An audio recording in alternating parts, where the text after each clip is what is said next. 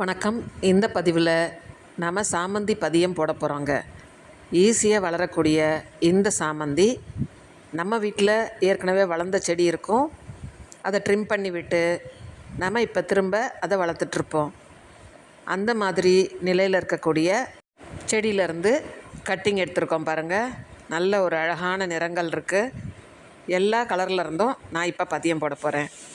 வெள்ளை, மஞ்சள், இந்த மெரூன் கலர், மினியேச்சர், இப்படி பல வகையான சாமந்திகளை நான் இப்போது சின்ன சின்ன தண்டுகள் எடுத்திருக்கேன்.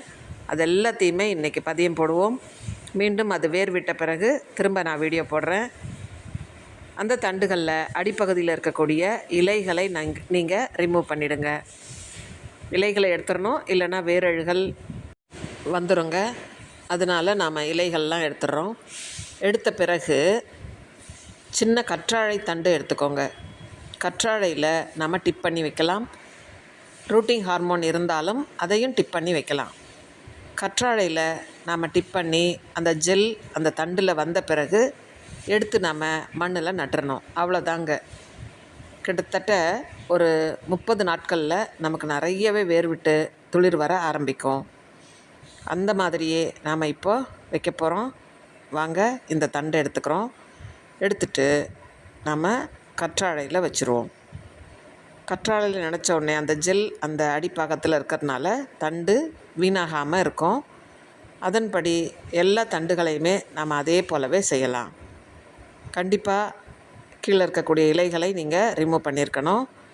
இப்போ பாருங்கள், இந்த தண்டில் நம்ம இந்த கற்றாழை நினச்சிட்டோம். அதை எடுத்து நம்ம மண்ணில் நடப்போகிறோம். மண் தொட்டியில் ஹோல்ஸ் போட்டுக்கோங்க. போட்டுட்டு நம்ம எல்லா தண்டையும் நட்டுடுங்க. இப்படியே தொடர்ந்து எல்லா தண்டுகளையும் நான் நடும்போது பல நிறங்களில் நமக்கு சாமந்திகள் தளிர் விட்டு வந்த பிறகு நம்ம எடுத்து தனித்தனி செடியாக மாற்றிக்கலாம். பாருங்கள், இப்போது நான் நட்டுறேன். இப்படியே எல்லா செடியும் நீங்கள் நட்டுடுங்க. எந்த நிறத்தில் வேணால் வைக்கலாம்.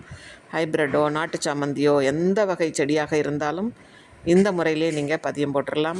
இப்போ பாருங்கள், எல்லாமே நாம் வச்சிட்டோம்.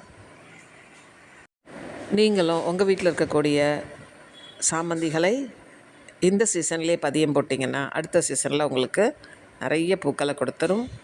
நீங்களும் உங்கள் வீட்டில் ட்ரை பண்ணுங்கள். தேங்க்யூ ஃபார் வாட்சிங்.